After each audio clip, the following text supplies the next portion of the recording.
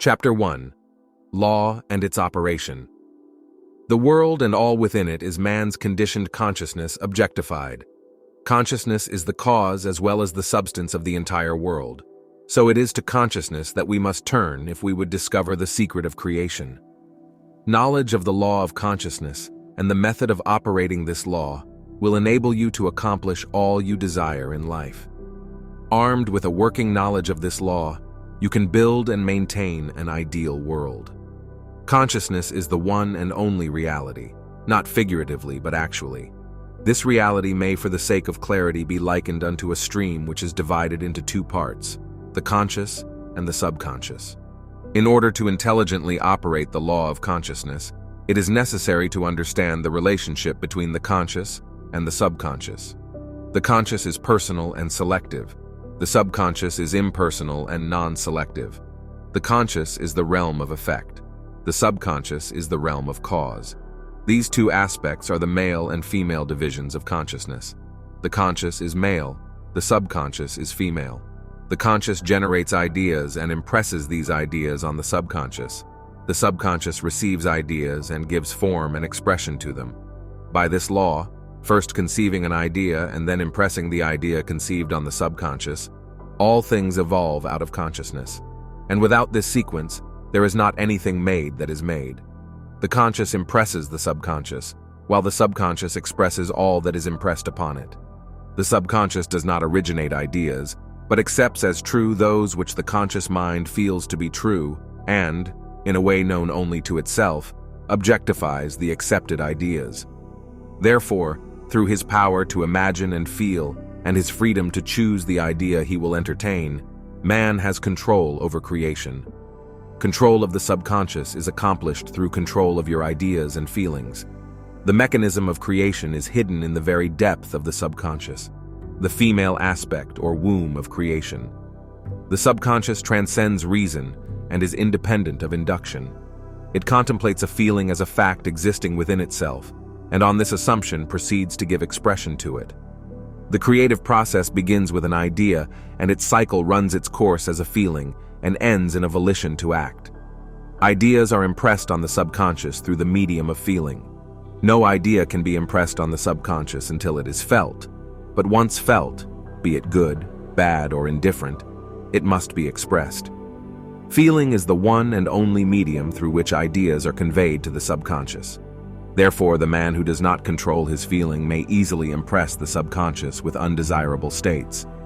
By control of feeling is not meant restraint or suppression of your feeling, but rather the disciplining of self to imagine and entertain only such feeling as contributes to your happiness. Control of your feeling is all important to a full and happy life.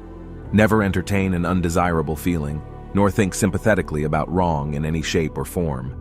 Do not dwell on the imperfection of yourself or others.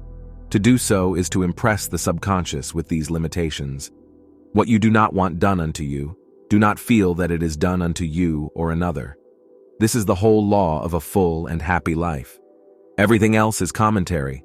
Every feeling makes a subconscious impression, and unless it is counteracted by a more powerful feeling of an opposite nature, must be expressed. The dominant of two feelings is the one expressed. I am healthy is a stronger feeling than I will be healthy. To feel I will be is to confess I am not. I am is stronger than I am not. What you feel you are always dominates what you feel you would like to be.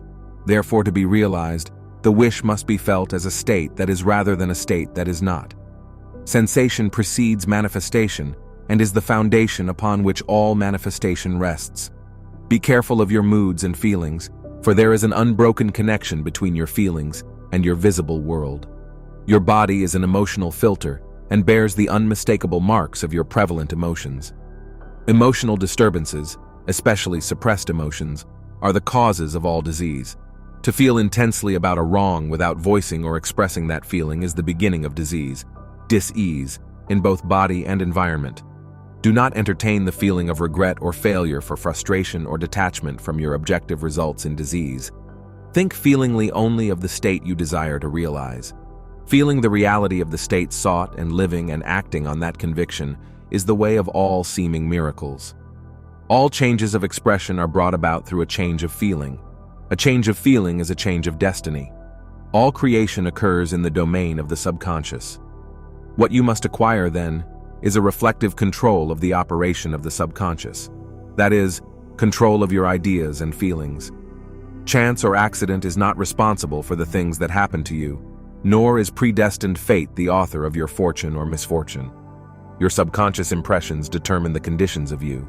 World. The subconscious is not selective. It is impersonal and no respecter of persons.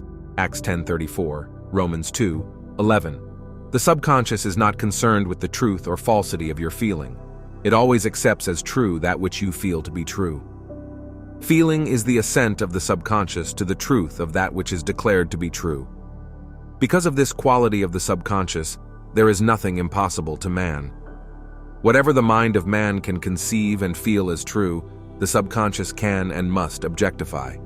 Your feelings create the pattern from which your world is fashioned, and a change of feeling is a change of pattern. The subconscious never fails to express that which has been impressed upon it. The moment it receives an impression, it begins to work out the ways of its expression. It accepts the feeling impressed upon it, your feeling, as a fact existing within itself, and immediately sets about to produce in the outer or objective world the exact likeness of that feeling. The subconscious never alters the accepted beliefs of man. It outpictures them to the last detail, whether or not they are beneficial. To impress the subconscious with the desirable state, you must assume the feeling that would be yours had you already realized your wish. In defining your objective, you must be concerned only with the objective itself.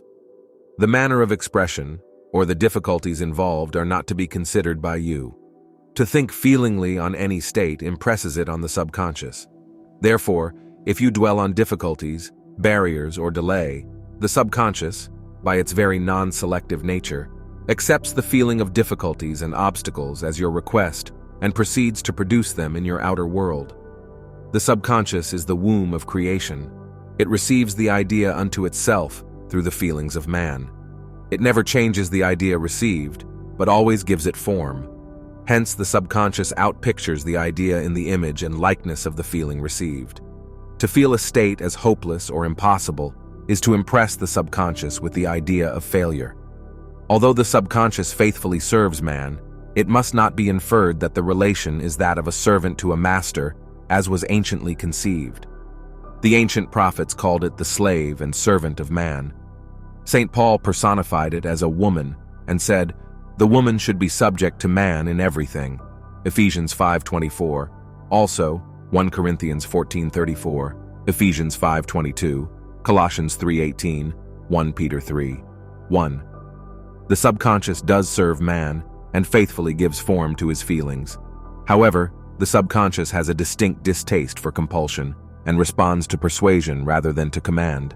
Consequently, it resembles the beloved wife more than the servant. The husband is head of the wife, Ephesians 5:23, may not be true of man and woman in their earthly relationship, but it is true of the conscious and the subconscious, or the male and female aspects of consciousness. The mystery to which Paul referred when he wrote, "This is a great mystery," 5:32. "He that loveth his wife loveth himself," 5:28. "And they two shall be one flesh," 5:31, is simply the mystery of consciousness. Consciousness is really one and undivided, but for creation's sake it appears to be divided into two. The conscious, objective or male aspect, truly is the head and dominates the subconscious, subjective or female aspect. However, this leadership is not that of the tyrant, but of the lover. So by assuming the feeling that would be yours, were you already in possession of your objective, the subconscious is moved to build the exact likeness of your assumption. Your desires are not subconsciously accepted until you assume the feeling of their reality, for only through feeling is an idea subconsciously accepted, and only through this subconscious acceptance is it ever expressed. It is easier to ascribe your feeling to events in the world than to admit that the conditions of the world reflect your feeling. However, it is eternally true that the outside mirrors the inside. As within, so without. As above, so below. As below, so above. As within, so without. As without, so within. Correspondence, the second of the 7 principles of Hermes Trismegistus. A man can receive nothing unless it is given him from heaven. John 3:27. And the kingdom of heaven is within you. Luke 17:21. Nothing comes from without. All things come from within, from the subconscious. It is impossible for you to see other than the contents of your consciousness. Your world in its every detail is your consciousness objectified. Objective states bear witness of subconscious impressions. A change of impression results in a change of expression. The subconscious accepts as true that which you feel as true, and because creation is the result of subconscious impressions, you, by your feeling, determine creation. You are already that which you want to be, and your refusal to believe this is the only reason you do not see it. To seek on the outside for that which you do not feel you are is to seek in vain, for we never find that which we want. We find only that which we are. In short, you express and have only that which you are conscious of being or possessing. To him that hath it is given. Matthew 13:12, 25-29, Mark 4:25, Luke 8:18, 19:26. Denying the evident. Of the senses and appropriating the feeling of the wish fulfilled is the way to the realization of your desire. Mastery of self-control of your thoughts and feelings is your highest achievement. However, until perfect self-control is attained, so that in spite of appearances you feel all that you want to feel, use sleep and prayer to aid you in realizing your desired states. These are the two gateways into the subconscious.